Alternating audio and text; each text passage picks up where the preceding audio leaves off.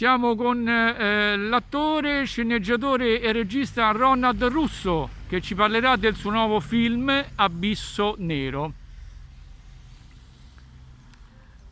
Che ti devo dire? Il film è una storia d'amore horror post-apocalittica, è stato scritto e diretto prima dell'emergenza coronavirus.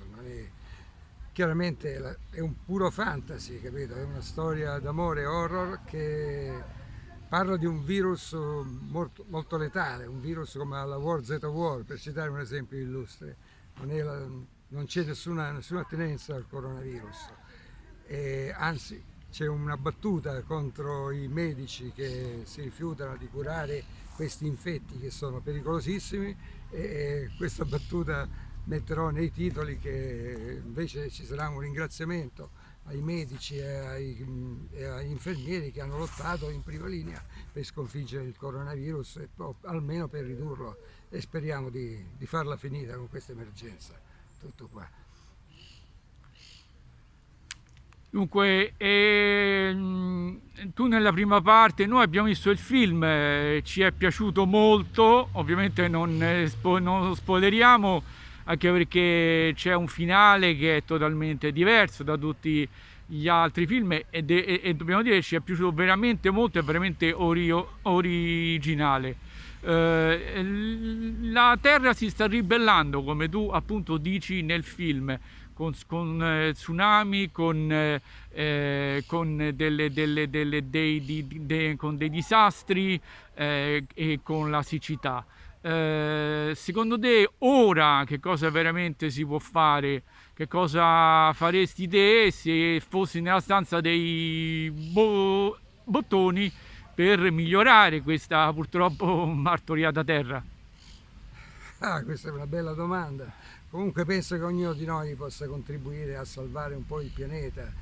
Il film lancia anche questo monito, parte proprio da un concetto di sovrapopolazione. Ognuno di noi sporca, inquina, non ha rispetto di questo stupendo mondo che ci ospita.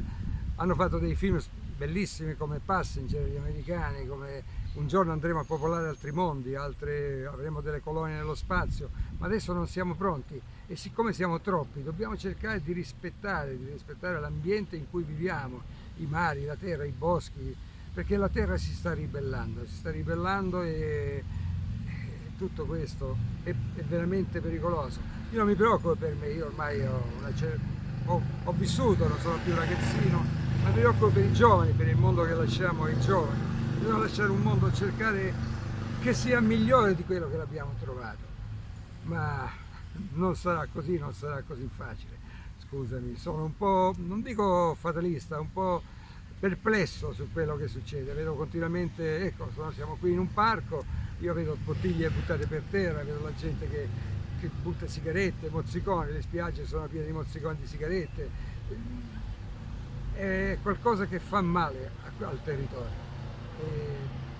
Niente, certo, non è un film, il mio è un film fantasy, diciamo, però lancia un monito a chi lo ha visto. Non sono il primo a lanciarlo e non sarò neanche l'ultimo. Cosa volevi dire?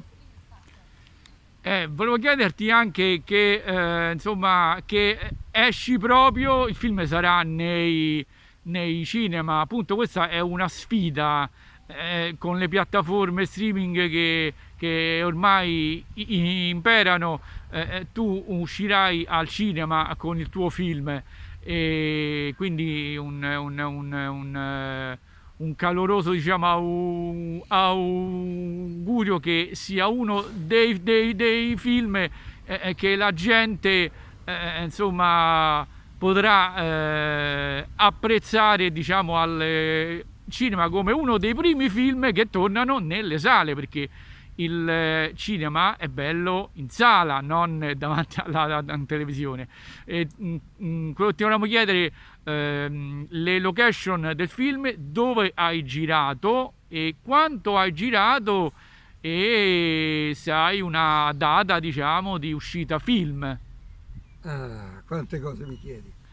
Non so, la data sarà tra agosto e settembre, speriamo. E il film abbiamo girato in diverse località, abbiamo girato sotto un paese che si chiama Scandria, nei boschi, abbiamo c'è una casa, una villa abbandonata, un'altra villa vicina, poi abbiamo girato a Casal Polocco, in una stupenda casa che ci ha dato una delle nostre amiche produttrici del film, e abbiamo girato per strada a Roma, in una città, una Roma deserta quasi di notte, perché diciamo che il film parte da un concetto di sovrappopolazione ed è stato messo questo virus ed è post-apocalittico.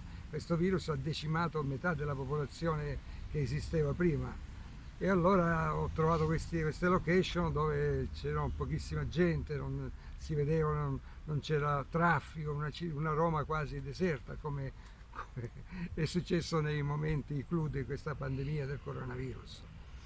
E poi per il resto che dirti, ho avuto una troupe che mi ha secondato al massimo, quasi tutti giovani che sono stati entusiasti, hanno accettato di lavorare veramente con me, lavorare di notte al freddo, nei boschi, in condizioni anche molto disagiate. L'attore italo-americano Robert Madison ha dato il meglio di sé, era un personaggio abbastanza controverso, essere buono, cattivo, pazzo, disperato, mille sfaccettature.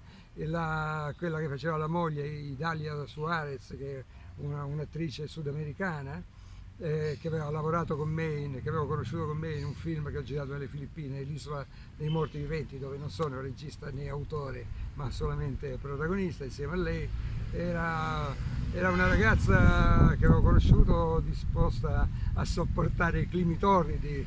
Abbiamo girato lì con 44 gradi, mentre noi abbiamo girato invece a 6 gradi sotto zero.